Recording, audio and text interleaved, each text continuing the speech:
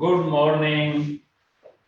मैं अशोक श्री अरविंदो सोसाइटी के प्रतिनिधि के रूप में आप सभी शिक्षक और शिक्षा से जुड़े लोग जो हमारे साथ आज जुड़े हैं उन सबका हार्दिक स्वागत करना चाहता हूं और हार्दिक अभिनंदन करना चाहता हूं। कल हमने एक बहुत ही महत्वपूर्ण और संवेदनशील विषय पर बात की और उस शब्द का नाम था समानुभूति। कल हमने बताया कि मनुष्य के अंदर किस तरह से संवेदना प्रकट होती हैं, वो फिर हमारे मस्तिष्क में जाती हैं। मस्तिष्क उन शब्दों का स्वरूप देता है और ये सारी दुनिया उन शब्दों का खेल खेलती, जिसकी कोई आवश्यकता नहीं, अंश मात्र भी आवश्यकता नहीं। और बहुत कम लोग हैं जो समानुभूति को समझते हैं और वो उसे कार्य रूप देते हैं।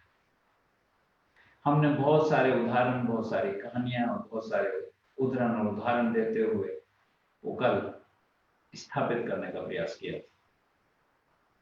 और कल हमने आपसे प्रॉमिस किया था, कल हमने आपसे वायदा किया था कि शिक्षा में समानुभूति और शिक्षक के लिए समानुभूति क्यों आवश्यक, इस विषय पे हम आपके साथ आज बातचीत करेंगे।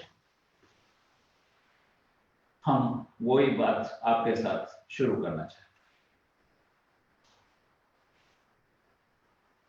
शिक्षक और शिक्षार्थी, गुरु और विद्यार्थी के बीच का जो संबंध है वो बहुत बहुत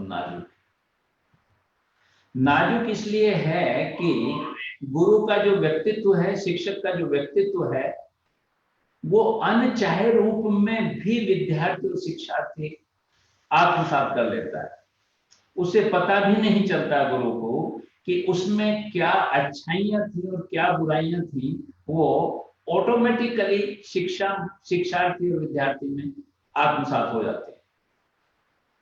सच बताऊं तो माँ बाप का जो व्यक्तित्व है उसका बहुत कम हिस्सा बच्चे में आत्मसात हो पाता है, लेकिन शिक्षक का बहुत बड़ा हिस्सा विद्यार्थी अपने में आत्मसात कर लेता है या उसमें वो अंकुरित हो जाता है। ऐसा क्यों? ऐसा इसलिए कि माँ बाप को कोई भी बच्चा संपूर्ण आदर्श के रूप में स्वीकार नहीं करता है। वो कहीं ना कहीं उसके मन में ये भाव रहता है कि मेरे जो माँ बाप हैं वो उतने शिक्षित नहीं हैं, उतने योग्य नहीं हैं, उतने अच्छे नहीं हैं कि मैं उन्हें कंप्लीटली स्वीकार कर सकूं, पूर्णतः स्वीकार कर सकूं। लेकिन गुरु के प्रति ये भाव पूर्णता होता है। गुरु मीन्स वो गुरु के प्रति एक समर्पण का भाव रखता है कि मेरा जो गुरु है वो संपूर्ण है, पूर्ण है, उससे मैं जो भी प्राप्त करना चाहूं वो प्राप्त कर सकता हूं। उसे आदर्श के रूप में उसे मानता है, इसलिए उसे संपूर्ण उसके व्यक्तित्व को हम अपने अंदर आत्मसात करने का प्रयास करते हैं। ये भावों का मसला है। लेकिन अब यहाँ गुरु की भी एक भूमिका है। गुरु की ये भूमिका है कि वो बच्चे के प्रति वो भाव रखे, वो समझ रखे कि बच्चा क्या चाहता है। जैसे हमने अपने किसी सेशन में आपको एक बात बताने का प्रयास किया था कि आज का जो युग है वो चाइल्ड सेंट्रिक है, वो विद्यार्थी केंद्रित है, वो शिक्षक केंद्र में नहीं है बल्कि विद्यार्थी केंद्र में है। इसलिए विद्यार्थी क्या चाहता है, विद्यार्थी क्या सोचता है, विद्यार्थी की क्या अपेक्षाएं हैं, उसमें क्या विशेषताएं हैं, वो सब शिक्षक को पहचानने होंगे, उसे जानने। लेकिन जो शिक्षक ऐसा नहीं करते, जो शिक्षक ऐसा नहीं करते, जो ऐसा शिक्षक नहीं कर पाते, उनके साथ क्या परेशानी आती है वो हम आपको एक बार एक चित्र के द्वारा दिखाना चाहते हैं। वो चित्र आप ध्यान से देखना। मैं उसे चित्र एक बार दिखाने के बाद फिर उसे एक्सप्लेन करूंगा। आप देखिए जरा इस चित्र को ध्यान से।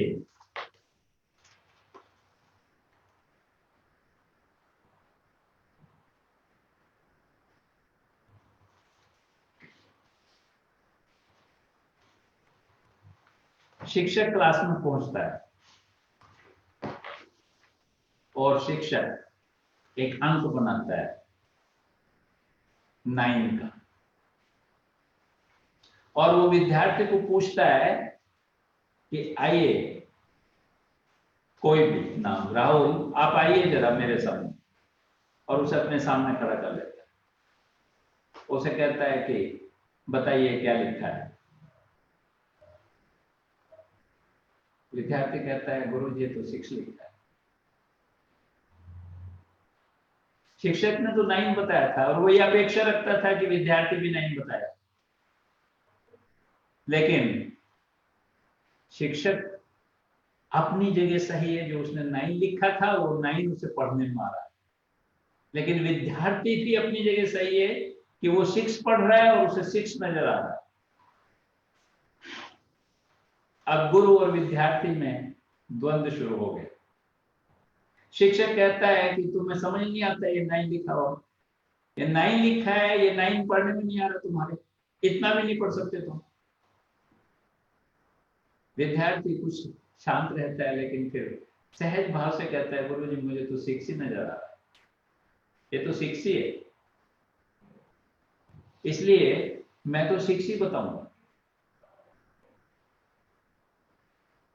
और बहुत देर के बाद, बहुत द्वंद्व के बाद ये समझ में आता है शिक्षक के कि ये मसला क्या है।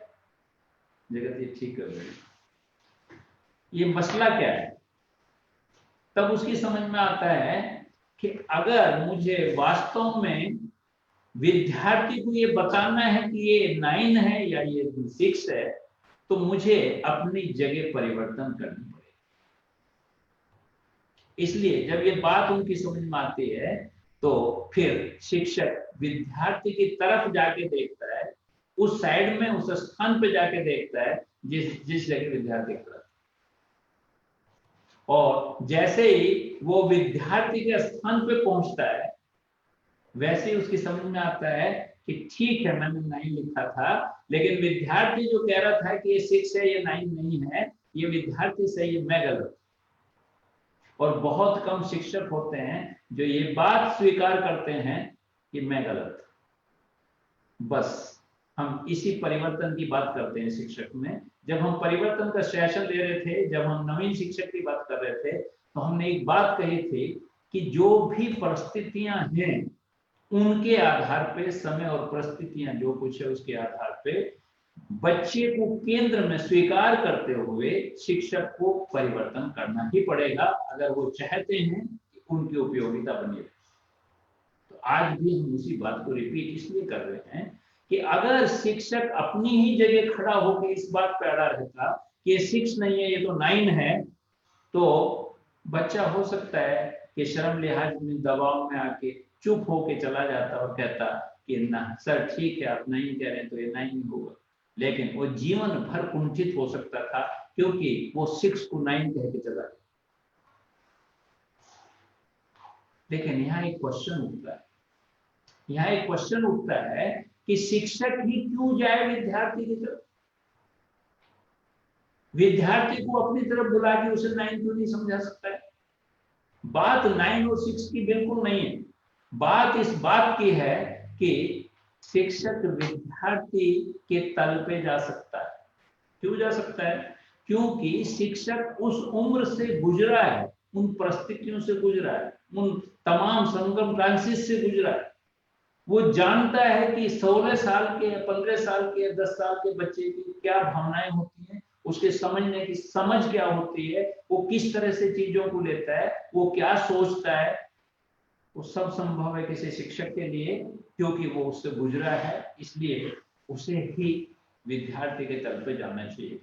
एक विद्यार्थी, 15 साल का विद्यार्थी या 12 साल का विद्यार्थी, एक 35 साल के, 50 साल का शिक्षक क्या सोचता है, उसका क्या अनुभव है, उसकी सोच क्या है, वो समझ पाना उसके लिए बहुत मुश्किल। इसलिए ये फर्ज बनता है शिक्षक का कि वो ही विद्यार्थी के तल पे जाए। और जब विद्यार्थी के तल पे शिक्षक जाता है दूसरी तरफ, तो उसकी समझ में आ जाता है कि जो तू 9 बता रहा था जिसे, वो तू गलत बता रहा था। ठीक है मैंने 9 लिखा, लेकिन विद्यार्थी जहां खड़ा है ओ से 6 ही पढ़ेगा। बात एक छोटे से उदाहरण की है, बात 6 और 9 की नहीं। बात महत्वपूर्ण ये है कि शिक्षक को विद्यार्थी के तल पे जाकर उसे समझाना पड़ेगा। और कोई भी शिक्षक विद्यार्थी के तल पे कब जाएगा? वो तब जाएगा जब शिक्षक में समानुभूति है, शिक्षक उसकी परिस्थितियों को समझ रहा है, शिक्षक उसकी मनोदशा को समझ रहा है, और शिक्षक ये उन्हें समझते हुए वो कार्य करना चाहता है जो उसके लिए उपयोगी हो।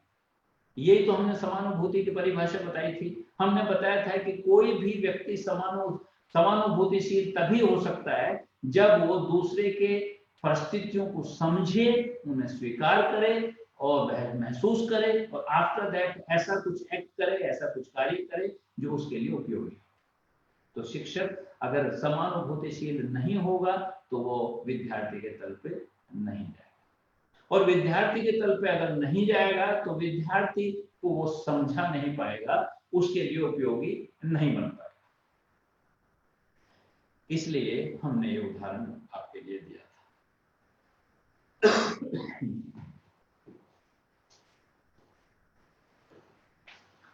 मैं बहुत महत्वपूर्ण विषय पे जो बात कर रहा हूं उसमें सबसे महत्वपूर्ण ये है कि शिक्षक के लिए अगर समानुभूतिशील शिक्षक होना बहुत आवश्यक है, तो ये भी आवश्यक है कि वो विद्यार्थी के तल पे उसकी मनोदशा को समझे। और हम जीवन में क्या करते हैं? हम जीवन में करते हैं ये कि कई बार हम अपनी दिशा नहीं बदलना चाहते, हम बिल्कुल अपनी दिशा नहीं बदलना चाहते, हम छोटे से कार्यों में भी अपनी दिशा नहीं बदलना चाहते। जैसे मैं आपको एक चित्र दिखाना चाहता हूं, आप उस चित्र को जरा ध्यान से देखिए, और ध्यान से देखने के बाद मैं एक क्वेश्चन आपसे करूंगा, वो क्वेश्चन का जवाब आपको देना। वो एक छोटा सा चित्र है, जरा आपको ध्यान से इसे देखिए।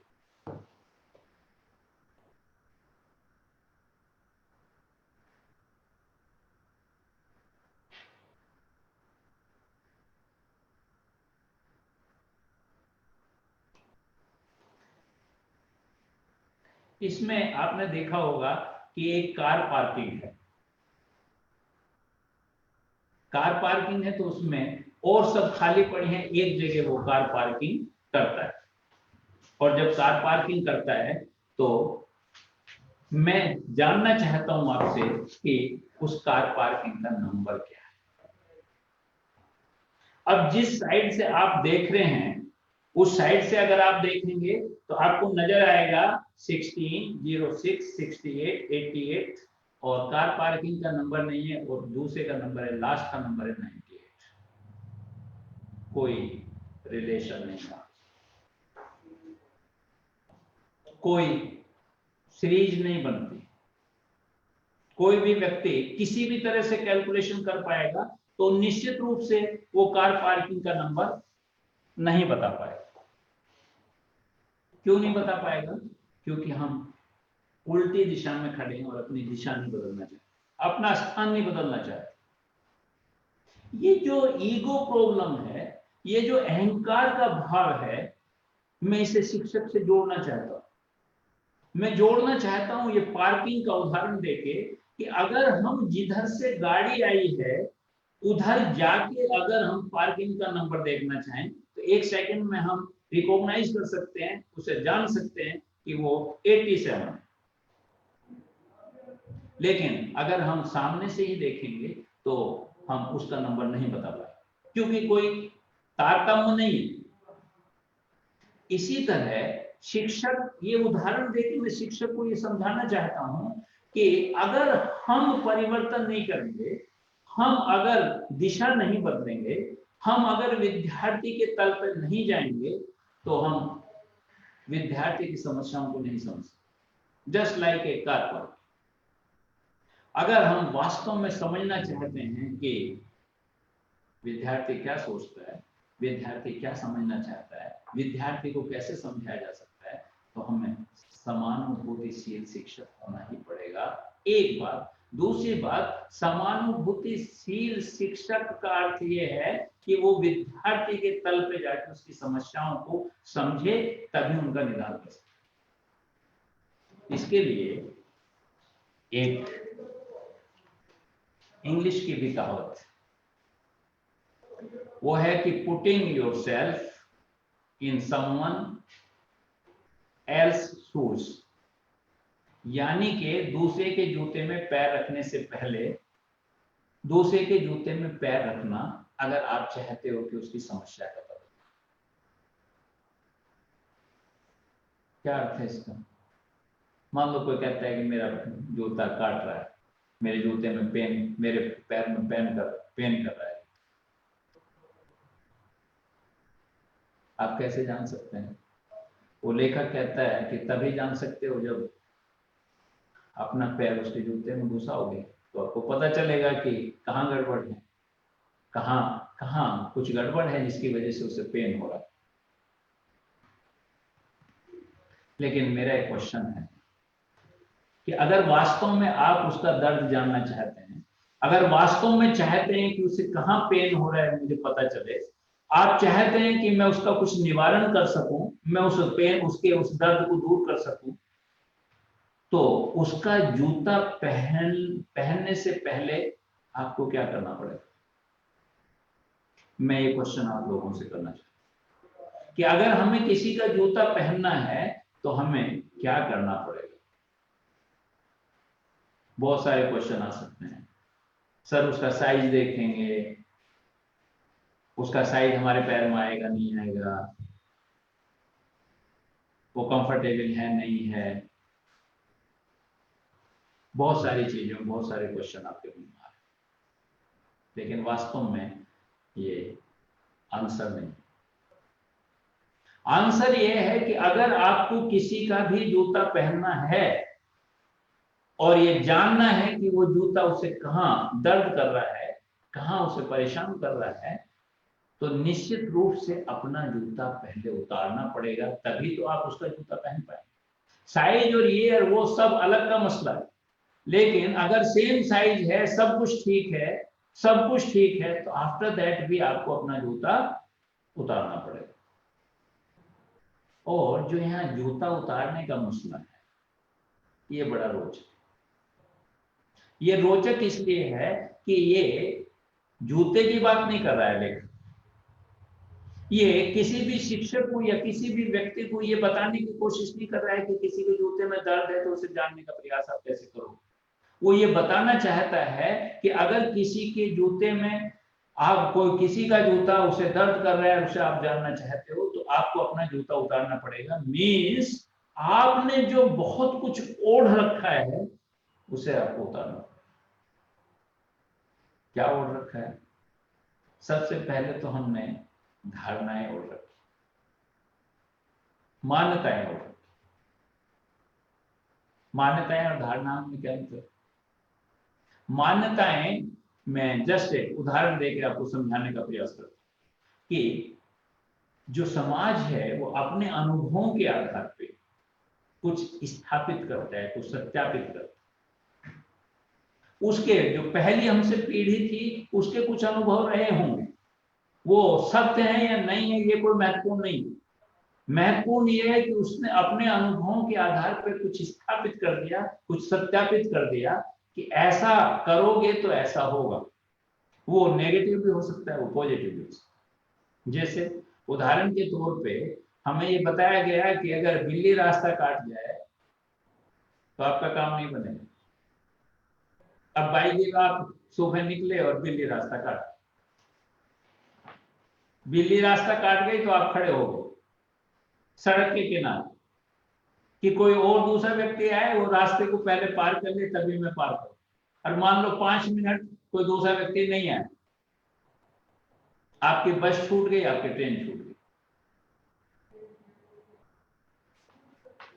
और बाई द वे काली बिल्ली रास्ता काट गई तो फिर बताया गया कि वापस घर चले जाना है, क्योंकि आज तो काम बनेगा ही नहीं। मैं आपकी जानकारी के लिए बता दूं कि जापान देश में अगर बिल्ली रास्ता काट जाए तो निश्चित रूप से काम बनता है, और काली बिल्ली रास्ता काट जाए तो 110% काम बनता है। ये उनकी मान्यता है, ये हमारे भारतवर्ष की मान्यता है। तो एक नेगेटिव मान्यता हो किसी हमारे किसी बुजुर्ग ने, किसी पहली पीढ़ी में किसी व्यक्ति की भाई दी बिल्ली रास्ता काट ली हो गया, उसका काम नहीं बना, तो उसने ये स्थापित कर दिया कि बिल्ली अगर रास्ता काट जाएगी तो तुम्हारा काम नहीं। ऐसा नहीं है, तमाम मान्यताएं नेगेटिव ही होती है, पॉजिटिव भी हो सकती है।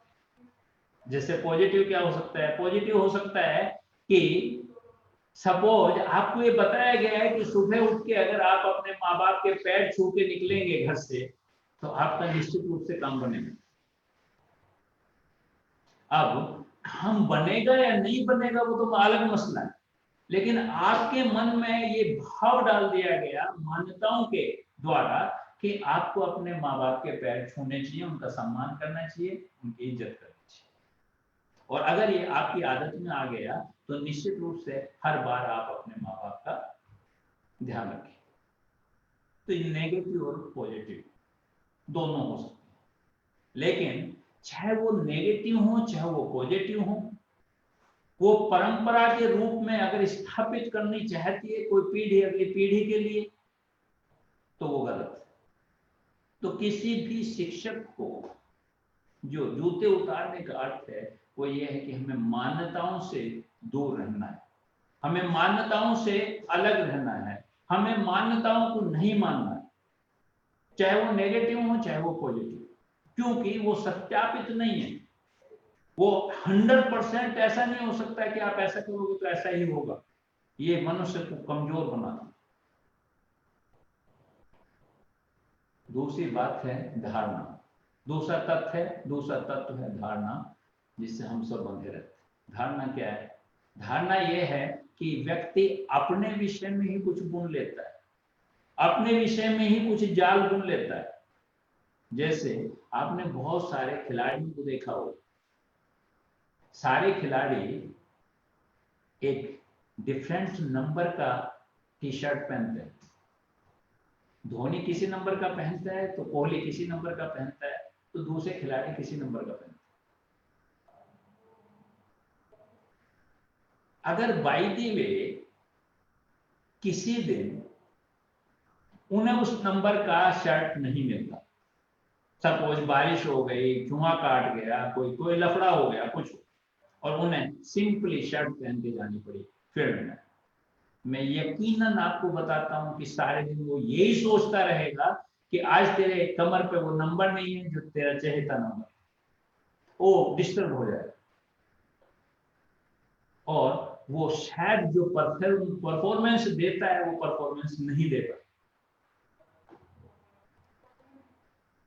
तो ये केवल नंबर की बात नहीं है, बहुत सारे लोग बहुत छोटी छोटी चीजों में धारणाएं बना लेते हैं।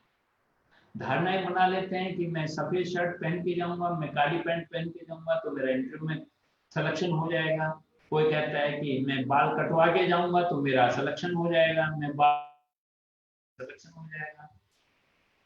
घड़ी ये पहन के जाऊंगा तो मेरा सिलेक्शन हो जाएगा।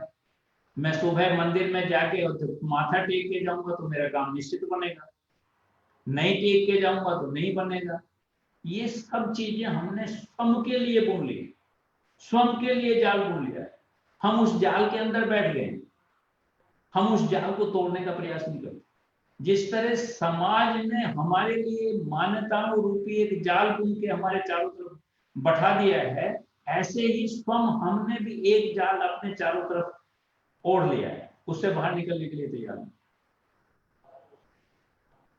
तीसरा जो सबसे खतरनाक चीज है जो शिक्षकों के बीच, शिक्षाविदों के बीच में लेके जाना चाहता हूं, ये तो सामान्य व्यक्ति की बात थी। धारणाएं और मान्यताएं वो किसी गुरुजन में भी हो सकती है और किसी सामान्य व्यक्ति में भी हो सकती है, लेकिन जो तीसरी बात है उसे इतनी महत्वपूर्ण है तो खासकर मैं शिक्षकों के लिए उस पर चर्चा करना चाहता हूं, वो है पूर्वाग्रह। पूर्वाग्रह मीन्स शिक्षक क्लास में घुसते ही उसने एक नजर मारी और उसने देखा कि जो पिछली लाइन में सब बैठे हैं ना बच्चे, ये सब नालायक, और जो अगली लाइन में बैठे हैं ये सब आज्ञाकारी बच्चे, या जिनके कपड़े साफ सुथरे से हैं ये सिविलाइज्ड बच्चे हैं, लेकिन जिनके कपड़े थोड़े मैले हैं, वो अच्छे से ड्रेसअप होकर नहीं आए हैं, ये सब पढ़ने के लिए नहीं है, ये तो अपना टाइम पूरा करने के लिए। ये भाव अगर शिक्षक के अंदर उत्पन्न हो गया क्लास में आते ही, तो निश्चित रूप से उसका व्यवहार भी उनके प्रति वैसा ही होगा। जबकि मैं जानकारी के लिए बता दूं कि दुनिया में जितने महान पुरुष हुए उनमें से ज्यादातर वो लोग हुए जो पिछली लाइन में बैठ के पढ़े, और जो अगली लाइन में बैठ के पढ़ते हैं और बहुत अच्छी परसेंटेज लेके आते हैं, अधिकारी तो बन सकते हैं लेकिन दार्शनिक नहीं बन सकते, वो धार्मिक नहीं बन सकते, वो नेता नहीं बन सकते। निश्चित रूप से जो पीछे लोग बैठे हैं वो ही लोग हैं जो बहुमुखी हो सकते हैं। तो यो मैं ये नहीं कह रहा कि 100% ऐसा है कि पीछे बैठने वाले सारे लोग सक्सेस होंगे, सारे लोग गुणी होंगे, सारे लोग बेहतर होंगे, ये मैं नहीं कह रहा हूँ, लेकिन मैं निश्चित रूप से कहना चाहता हूँ कि किसी भी व्यक्ति, किसी भी स्टूडेंट के प्रति हम जो एक धारणा बना लेते हैं कि ये व्यक्ति ऐसा होगा, ये इससे ज्यादा खतरनाक चीज किसी भी शिक्षक के लिए नहीं हो सकती है, क्योंकि उसके अंतर्मन में ये भाव अगर चला गया कि ये व्यक्ति ऐसा होगा, तो हमारा व्यवहार उसके प्रति वैसा ही होने लगता है। जैसे सपोज हम किसी बच्चे को हम बार बार ये बात कहें कि तू किसी काम का नहीं है, तू कुछ नहीं जानता, यकीन मानिए कुछ दिन के बाद वो बच्चा ब्लैंक हो जाता है, कुछ नहीं जानता।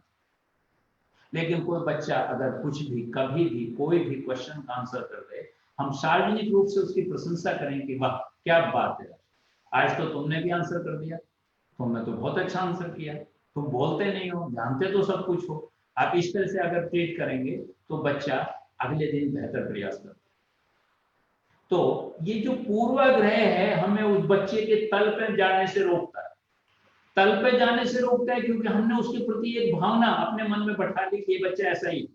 अगर ये भावना नहीं हो तो निश्चित रूप से हम उस बच्चे तक पहुंचने का प्रयास करेंगे, उसकी समस्या जानने का प्रयास करेंगे और फिर उसका उपचार करने का प्रयास करेंगे। इसलिए जूता उतारने का अर्थ यह है कि हमें मान्यताओं, धारणाओं और पूर्वाग्रह से दूर रहना है, अपना उन्हें उतार के जानना है क्लास, या किसी भी बच्चे का दर्द समझना है, उसकी परिस्थिति समझनी है, उसका उपचार करना है, उसके साथ सहायक बनना है, उसका माली बनना है, तो निश्चित रूप से हमें इन तीनों चीजों को एक तरफ रखना पड़ेगा।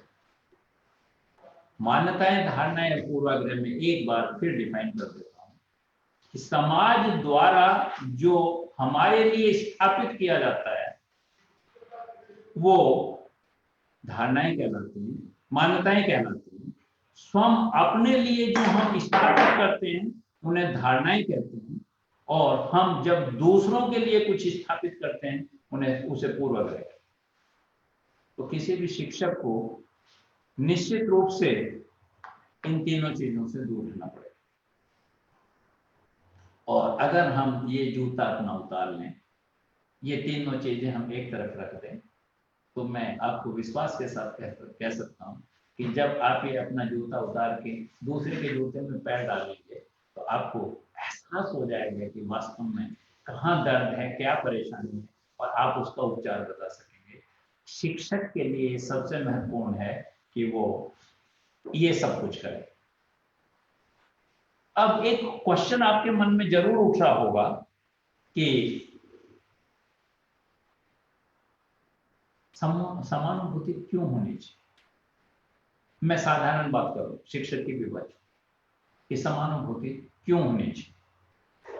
समानुभूति का सबसे महत्वपूर्ण जो तथ्य है वो ये है कि वो स्थायी रिश्तों की नींव डालता है। वैसे तो हम सब रिश्तों में जीते हैं, बहुत सारे रिश्ते हमारे चारों तरफ होते हैं, माँ बाप से लेके, पति पत्नी से लेके, भाई बहन से लेके, मित्रों से लेके, रिश्तेदारों से लेके, ये सब रिश्ते ही हैं जो समाज में बनाए हैं और जो हमें मिले। लेकिन अगर वास्तव में आप चाहते हैं कि आपके रिश्ते स्थायी हों, मजबूत हों, तो उसका एक ही तरीका है, इसके अलावा कोई तरीका नहीं है कि जो सामने वाला व्यक्ति आपके सामने आया है अपनी समस्या लेके, वो चाहे कहे या ना कहे, कहे और अन कहे, वो सब आज तक पहुंच जाए और आप उसकी समस्या को अपनी समस्या स्वीकार करते हुए अगर उसका हल खोजने का प्रयास करते हैं, आप साथ खड़े हो जाते हैं, तो निश्चित रूप से एक ऐसे रिश्तों का निर्माण होता है जो स्थायी रह सकते हैं, जो मजबूत हो सकते हैं, जो आपको एक लंबे समय तक जो रिश्तों का सुख है, वो रिश्तों का सुख आपको मिल सकता है। दूसरा, समानुभूति क्यों? शिक्षक के लिए खासकर, कि शिक्षक और विद्यार्थी एक स्तर पर रहता है। एक स्तर पर रहना क्यों जरूरी है? डिफरेंट स्तर में क्या बात है? अगर शिक्षक यहाँ है और विद्यार्थी यहाँ है तो उसकी जगह यही है, शिक्षक की स्थिति यही है, तो इसमें दिक्कत क्या है? दिक्कत इसमें यह है कि जब वो इसी तल पे बना रहेगा शिक्षक, तो निश्चित रूप से जो तल ये है, जो विद्यार्थी का ये तल है, जो उसकी मानसिकता है, उसे समझ नहीं पाएगा, और समझ नहीं पाएगा तो उपचार नहीं कर पाएगा, सहायता नहीं कर पाएगा, सपोर्ट नहीं कर पाएगा। तो अगर आप चाहते हैं शिक्षक और विद्यार्थी एक दूसरे को समझ लें, एक दूसरे को आत्मसात कर लें, तो निश्चित रूप से उन्हें एक तल पर आना पड़ेगा। और ये शिक्षक की भूमिका है कि वो अपने तल को नीचे लेके आए। अपने तल का नीचे लेने का अर्थ ये बिल्कुल नहीं है कि हम उसे ये बात कह रहे हैं शिक्षक को कि उसे अपनी जो ऊंचाइयां हैं, उसकी जो मान्यताएं हैं, जो उसके नैतिकता है, उससे नीचे आना नहीं, मैं उसकी बात नहीं कर रहा हूँ। मैं केवल ये कह रहा हूँ कि विद्यार्थी को समझने के लिए उस उम्र में उसने क्या सोचा है, उसने क्या किया है, उसे उस तल पे उसे आना पड़ेगा। तभी तभी निश्चित है कि वो समान स्तर पे आके विद्यार्थी के साथ, इसलिए भी जरूरी है। और सच बात तो यह है कि समानुभूति एक दृष्टिकोण है, वो कोई प्रतिक्रिया नहीं है। प्रतिक्रिया दृष्टिकोण में एक बहुत महत्वपूर्ण अंतर है, मैं बताता हूँ। सच बात तो यह है कि हम पूरा जीवन प्रतिक्रियाओं में ही जीते हैं। जो लोग कहते हैं ना कि मुझे गुस्सा आ जाता है, तो बिल्कुल ठीक कहता है कि उसे गुस्सा आ जाता है। आ जाता है मीन्स कोई उसे गुस्सा दिलाता है। बहुत सारे लोग ऐसे हैं जो कहते हैं कि मैं गुस्सा करता हूं। वो हजारों में से एक व्यक्ति होता है जो ये बात कहता है कि मैं गुस्सा करता हूं, क्योंकि उसे प्री प्लान करना पड़ता है, उसे अपने को तैयार करना पड़ता है गुस्से के। लेकिन वास्तविकता यह है कि हमें गुस्सा जब आता है कि जब दूसरे का व्यवहार हमारे मूल्यों के खिलाफ होता है, हमारी धारणाओं के खिलाफ होता है, हमारी सोच के खिलाफ होता है, तो निश्चित रूप से हमें गुस्सा आ जाता है। तो ये हम प्रतिक्रिया में ही जीते हैं। लेकिन समानुभूति में ऐसा नहीं। समानुभूतिशील अगर कोई व्यक्ति है और उसकी आदत बन गई कि वो दूसरे के तल पे उसकी जाके समस्याओं को जानना चाहता है, उसे हल करना चाहता है, अपनी समस्या मान के करना चाहता है, उसमें वो अपने मस्तिष्क का भी, संवेदनशीलता का भी और हाथ का भी प्रयोग करना चाहता है, तो निश्चित रूप से एक ऐसा दृष्टिकोण डेवलप हो जाता है कि वो स्वतः ही बाहर आता है। उसे कोई प्रतिक्रिया की आवश्यकता नहीं, वो स्वतः ही बाहर आता है। जैसे मैं एक उदाहरण आपको छोटा सा दूं, कोई माँ अगर बाई दी वे अपने बच्चे को सड़क के किनारे लिए खड़ी है और बच्चे ने उससे हाथ छुड़ाया और सड़क पे चला गया, आप तब बहुत कुछ सोचते हैं, या विद इन सेकेंड्स जो है आप सड़क पे जाके उस बच्चे को उठा लाते हैं और सड़क के किनारे आके उसकी अम्मा से, उसकी मदर से कहते हैं बच्चे का थोड़ा पकड़ के ध्यान रखना चाहिए। ये जो स्वतः प्रतिक्रिया हुई आपकी, ये ठीक समानुभूति भी ऐसी ही एक क्रिया है कि जो आपका दृष्टिकोण डेवलप कर देता है कि आपको फिर बहुत ज्यादा मस्तिष्क की जरूरत नहीं होती, वो निश्चित रूप से हृदय से निकलती हैं चीजें और वो पार हो जाती है। वैसा आप करते हैं। तो ये एक दृष्टिकोण है, ये प्रतिक्रिया नहीं। और फिर ये एक यंत्र का कार्य करता है। जब कोई भी शिक्षक समानुभूतिशील शिक्षक हो जाता है तो मैं सच आपको ये यकीन दिलाना चाहता हूं कि उसके पास एक टूल आ जाता है, एक यंत्र बन जाता है कि जिस यंत्र के द्वारा वो निश्चित रूप से विद्यार्थी के हृदय तक पहुंच सकता है, उसकी मानसिकता तक पहुंच सकता है, उसके धरातल और तल तक पहुंच सकता है, उसकी सारी समस्याओं को वो जान सकता है, उन्हें आत्मसात कर सकता है, उन्हें महसूस कर सकता है और वैसी प्रतिक्रिया कर सकता है जिसके द्वारा विद्यार्थी का भला हो सके। आज का सेशन हम यहीं तक लेंगे। कल महत्वपूर्ण एक विषय पे हम बात करेंगे कि समानुभूति कैसे उत्पन्न होती है, समानुभूति कैसे उत्पन्न की जा सकती है, कैसे उसका यूटिलाइजेशन किया जा सकता है, कैसे उसका उपयोग किया जा सकता है। इस सब पे हम विस्तृत रूप से आपके साथ चर्चा करेंगे। आज का सेशन हम यहीं समाप्त करते हैं इन भावनाओं के साथ कि आज कल हमने समानुभूति क्या है वो विस्तृत रूप से चर्चा की आपके साथ, भावनात्मक रूप से चर्चा की आपके साथ।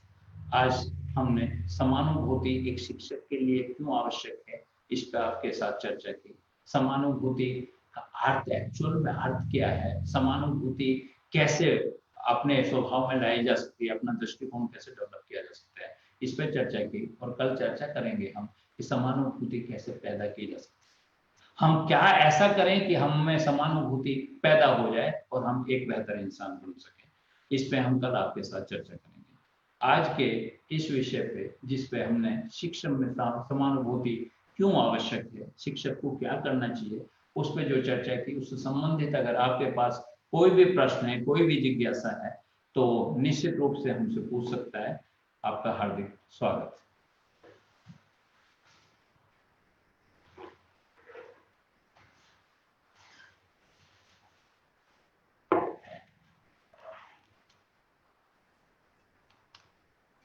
बहुत बहुत धन्यवाद सर जी। बोलिए। बहुत बहुत धन्यवाद सर जी। आपका हार्दिक स्वागत है, बोलिए। सर कुछ मटेरियल्स मिलेगा क्या? हाँ, मटेरियल तो मिल सकता है, लेकिन आप किस रूप में मटेरियल चाहते हैं? आप चाहते हैं कि हम आपको पेरेंट्स डेवलपमेंट के लिए जब पेरेंट्स डेवलप नहीं होगा तो बच्चा लोग का पढ़ाई और सीखना ठीक नहीं होगा। क्यों? ग्राम का बहुत पेरेंट्स है अभी तक उन्हीं का जो जितना शिक्षा जरूरत है इतना शिक्षा उनका पास नहीं है, इसीलिए वो लोग उनका बच्चा को ये पढ़ाई में ज्यादा टाइम देने के लिए वो लोग राजी नहीं है। हम लोग बहुत कुछ काम कर रहे हैं, लेकिन कुछ ऐसा माफिक मटेरियल होने से जो उसका पेरेंट्स भी हेल्प कर सकता है स्टूडेंट को, उन्हीं का बच्चा को। Your good name? Nikunj Mohan Sharma sir. कहाँ से, किस स्टेट से हैं आप? Assam district Nagaon, Assam state Assam district Nagaon, education block Kothiatoli, head teacher Palasbari LP school. आप शिक्षक हैं? हाँ, यस। ओके। आपकी जानकारी के लिए मैं बता दूं कि पेरेंट्स के ऊपर पूरा एक सेशन चल रहा है हमारा, जो संतोष मैम ले रही हैं, वो 3 बजे से 4 बजे तक है। और उसमें पिछले 2 दिन से वो सेशन कंटिन्यू है। उसमें उन्होंने बहुत विस्तृत रूप से बताया है कि जो हमारे कम पढ़े लिखे पेरेंट्स हैं उनके सामने क्या समस्या आती है, उन समस्या को हल करने के लिए वो किस तरह की प्रतिक्रिया करते हैं बच्चों से, वो प्रतिक्रिया क्यों नहीं करनी चाहिए, क्यों करनी चाहिए, पेरेंट्स की क्या भूमिका हो सकती है, शिक्षक को वो कैसे सहयोग कर सकते हैं, शिक्षक उनसे मिलके कैसे बच्चे को और बेहतर बना सकते हैं। इस पे पूरी हमारी चर्चा चल रही है। 3 बजे से 4 बजे तक लाइव सेशन, जिस तरह से आप मेरा देख रहे हैं उसी तरह मैम का भी आप सेशन देख सकते हैं। जो पेरेंटिंग पे कंटिन्यूअस आपके साथ सेशन चलेगा, 2-4 दिन 5 दिन जितना भी कुछ होगा, उसमें डिफरेंट बच्चों के साथ किस तरह का व्यवहार करना चाहिए शिक्षक को और समाज को या माँ बाप को या अभिभावक को, उस पर विस्तृत रूप से चर्चा की जा रही है। तो आप अगर चाहते हैं कि उस पर बहुत विस्तृत चर्चा हम देखें और समझ पाए, तो आपको निश्चित रूप से 3 से 4 बजे तक का जो पेरेंटिंग पे हमारा सेशन उसे देखना चाहिए। Thank you sir, thank you sir, thank you sir. और किसी का कोई क्वेश्चन है तो मैं इंतजार में हूँ।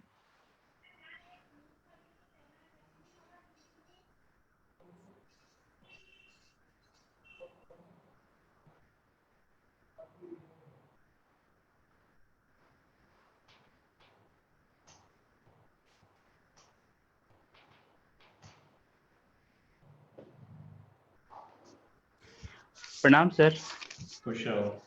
सर मैं कह रहा था सर, आपने जो समानुभूति की बात की कि समानुभूति होनी चाहिए, उसकी परिस्थिति को देखनी चाहिए, उसकी समस्याओं को देखनी चाहिए, तब जाके हम उसको समझ पाएंगे, उसके प्रॉब्लम को सॉल्व कर पाएंगे। पर सर इसमें एक क्वेश्चन उठता है कि यदि हम बचपन से ही समानुभूति की भावना ही नहीं रही है तो हम दूसरों को समानुभूति कैसे दे सकते हैं? हम बचपन से ही सहानुभूति की तरफ बढ़ते चले गए हैं, तो हम समानुभूति की अपेक्षा कैसे कर सकते हैं, किस तरह डेवलप कर सकते हैं? क्योंकि जो होता है, जो हमारे आ जाता है, व्यवहार में आ जाता है, तो व्यवहार को बदलने में बहुत टाइम लग जाता है सर। तो हम कुछ क्षण में तो कोई व्यवहार को बदल नहीं सकते। तो हम समानुभूति, जो आपने कहा कि एक दृष्टिकोण है, तो वो दृष्टिकोण बनाने में भी बहुत सारा टाइम लगता है, किसी चीज के लिए दृष्टिकोण अपना बनाने में। तो सर किस तरह हम सहानुभूति शिक्षक से चाहे किसी से भी अपेक्षा कर सकते हैं कि वो सहानुभूति हमको करे? इस पे थोड़ा सा बताइए। रमेश बोल रहे हैं ना? हाँ सर। रमेश, शिक्षा की आवश्यकता क्यों पड़ती है? हम बच्चे को जो शिक्षा देते हैं, स्कूल भेजते हैं, वो क्यों भेजते हैं? उससे क्या जरूरत है? वैसे भी बहुत सारे कबीले हैं, बहुत सारी प्रजातियां हैं, जातियां हैं देश में। हमारे देश में भी बहुत कुछ इलाके ऐसे हैं जो माँ बाप अपने बच्चे को स्कूल नहीं भेजते। उन्हें वहाँ के जो लीडर्स हैं, खासकर जो नक्सलवादी क्षेत्र हैं, उनमें जो लीडर्स हैं वो उनके माँ बाप अभिभावक को बताते हैं कि पढ़ाई लिखाई में कुछ नहीं रखा है, कोई नौकरी नहीं मिलती है, पढ़ लिख लेंगे तब भी ऐसे ही रहना है। इस तरह से वो उन्हें बरगलाते हैं कि वो ना पढ़े। लेकिन सारा देश, सारी दुनिया, तमाम अभिभावक सब ये चाहते हैं ना कि हमारे बच्चे पढ़ें। आखिर क्यों चाहते हैं कि हमारे बच्चे पढ़ें? और नक्सलवादी क्यों नहीं चाहते कि उनके बच्चे ना पढ़ें?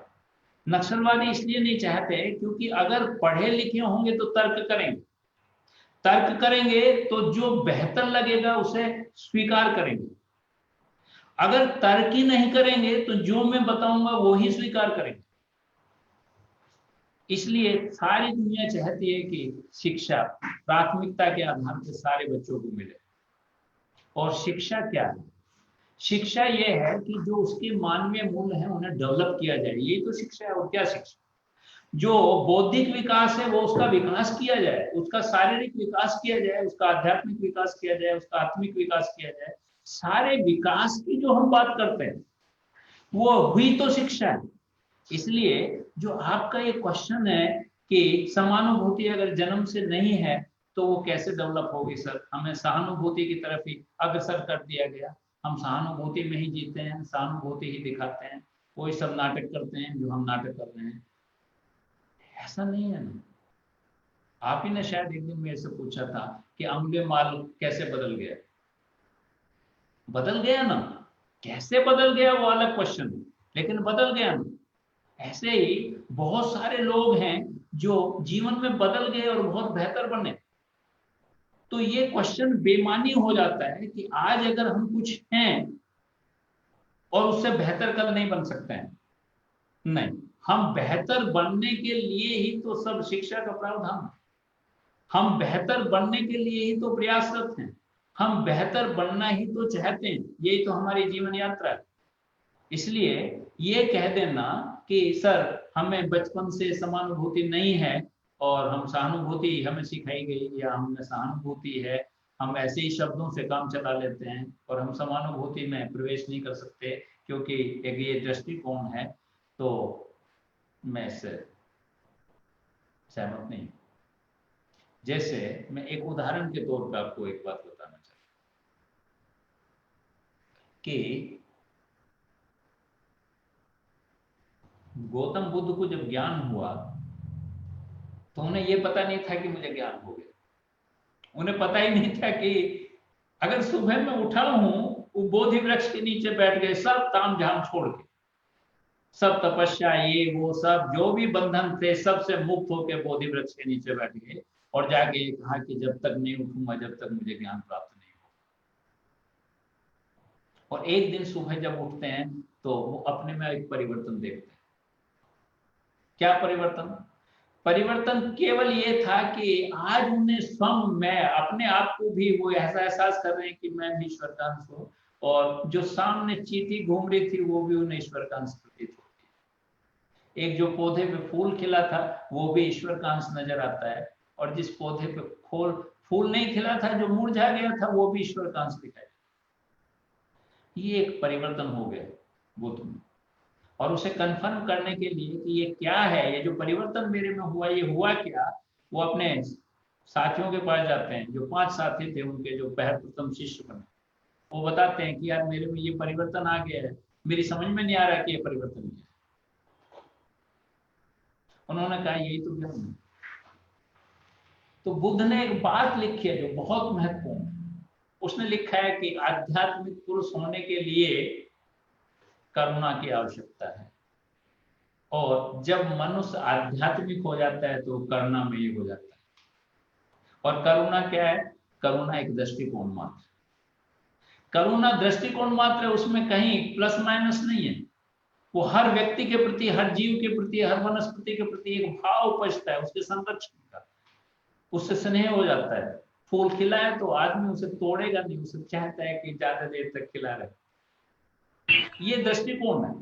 तो ऐसे ही एक दिन निश्चित रूप से अगर हम प्रयास करेंगे, अगर हम अपने बच्चे से प्रयास कराएंगे, अगर हम स्वयं प्रयास करेंगे, हमारा शिक्षक प्रयास करेगा, तो निश्चित रूप से उसका दृष्टिकोण बदल जाएगा बच्चों के प्रति। वो बच्चे उसे विद्यार्थी नहीं लगेंगे, सच बताऊं तो वो ईश्वर की कृति लगेंगे, ईश्वर का अंश लगेंगे, स्वयं भी ईश्वर का अंश लगेगा। और फिर जब अंश दोनों लगेंगे तो वो एक दूसरे से मिलना चाहेंगे, एक दूसरे के काम आना चाहेंगे, एक दूसरे के बारे में सोचेंगे, एक दूसरे से प्यार करना सीखेंगे, एक दूसरे के लिए जीना सीखेंगे। तो समानुभूति एक गुण है, एक ऐसा यंत्र है जो हमें डेवलप करना है। वो जन्मजात हो ये कोई आवश्यक नहीं है। इसलिए इस बात से घबराने की आवश्यकता नहीं है, निराश होने की आवश्यकता नहीं है कि अगर आज हम में समानुभूति नहीं है, आज हम सहानुभूति में जी रहे हैं, तो कल हम समानुभूति प्रकट कर पाएंगे नहीं कर पाएंगे, हम उसे अपने जीवन में उतार पाएंगे नहीं उतार पाएंगे, ये कोई चिंता का विषय नहीं होना चाहिए। हमें प्रयासरत रहना चाहिए, मेरा ऐसा मानना है। इसलिए रमेश, मैं ऐसा महसूस करता हूं कि आपको थोड़ा सा अध्ययन की आवश्यकता है। इसलिए आप मेरे से अलग से बात करेंगे तो मैं आपको कुछ बुक्स रेफर करूंगा, आप उन्हें पढ़ना शुरू कीजिए। आप एक अच्छे ट्रेनर हैं और बेहतर ट्रेनर बन सकते हैं। आप, मैं समझता हूं कि शायद मेरी बात से आप सहमत हैं कि ये डेवलपमेंट है जो होगा, निश्चित होगा, बस चाह चाहिए कि मुझे डेवलप करना है। और किसी का कोई क्वेश्चन हो तो पूछिए।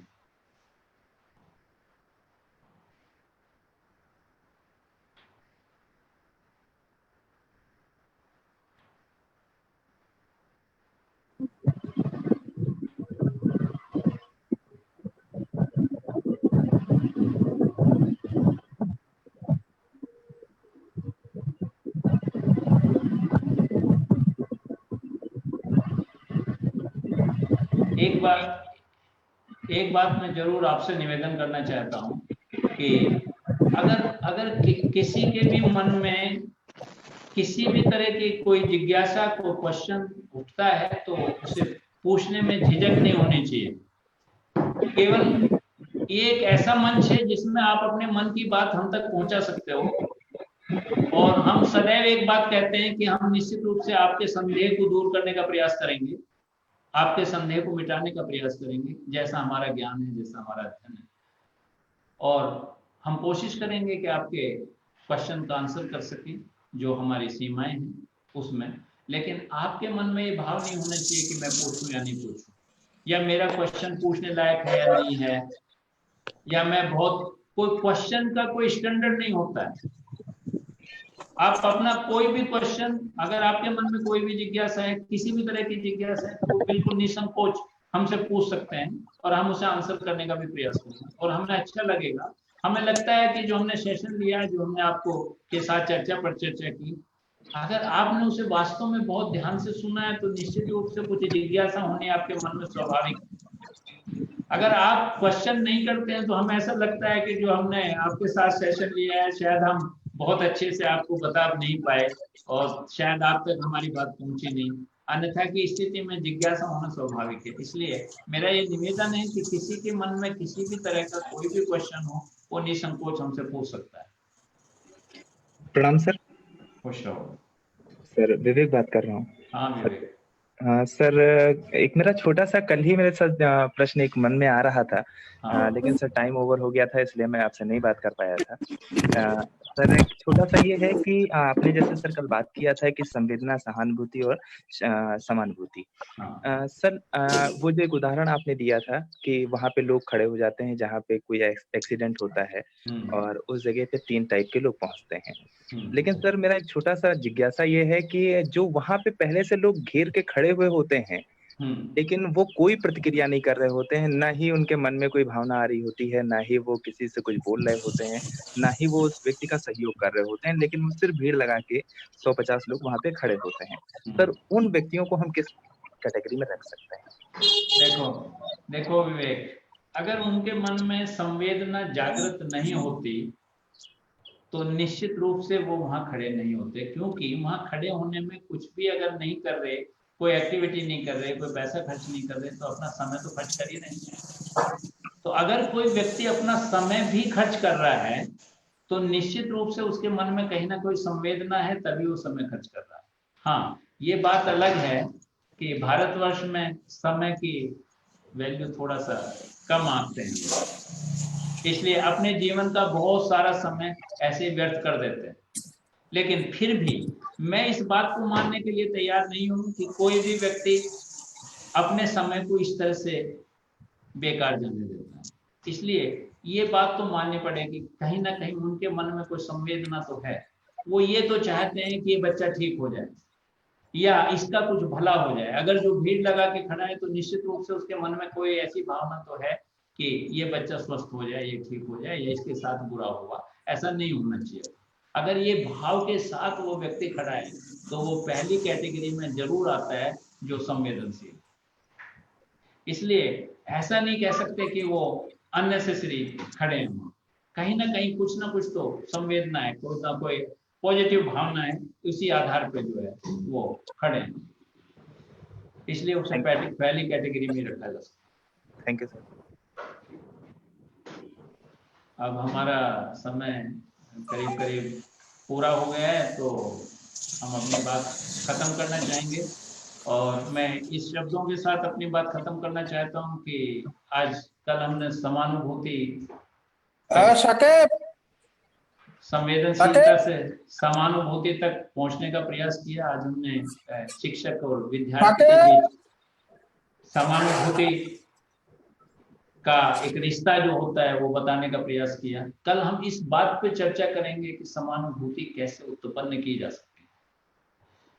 और आज हमने ये बताया कि समानुभूति से क्या फायदे हैं, तो कल हम इस बात पे विस्तृत चर्चा करेंगे कि ये गुण, ये दृष्टिकोण कैसे हम पैदा कर सकते हैं अपने में, क्या हमें प्रैक्टिस करनी चाहिए, हमारी सोच कितनी समझ होनी चाहिए, हमारी सोच में क्या बदलाव होना चाहिए, इस विषय पे बात करेंगे।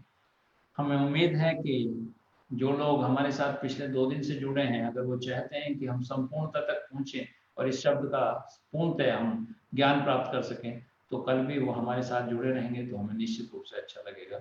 धन्यवाद।